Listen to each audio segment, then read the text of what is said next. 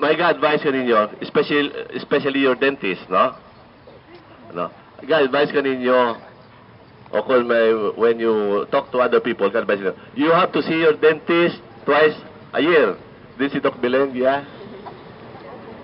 Why is Doc Belen? Anyway, ang advice ka lang, halin lang sa toothbrush or sa toothpaste company. Okay? That means to say, no, pro-moderan. For the rest, it is not really a must, no? Because if you continue to take care of your teeth, no, as long as you know the basics, you don't really have to go to the dentist. Agto ka lang kung pag-abot ka, no? O kung tabadan ka ba ito sa dentist, kung sakitan ka, di agto ka lang kay lulo mo, kung katiyo, may igtila lima, yung tomo, takad sa tratahan. Tistingan nyo ba yan? May sakit mo? Todo?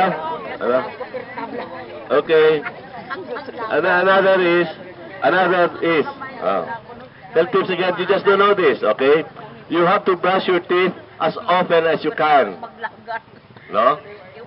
As often as you can. Okay? And the use of, ano ganyan, libinting, the dental floss or flow, no? Okay? You have to use it as often as you can, no? Pero hindi, okay? You just have to brush your teeth, no?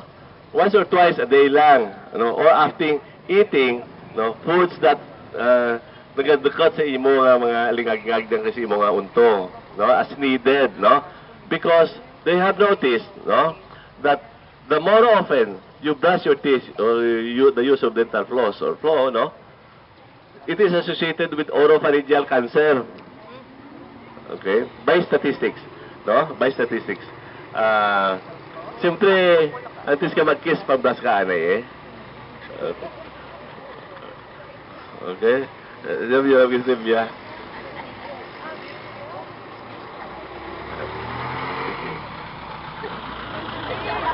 Try lang.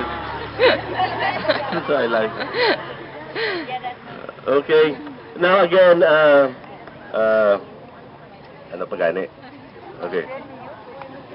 Now, the use of glasses, no? Especially contact lenses, no?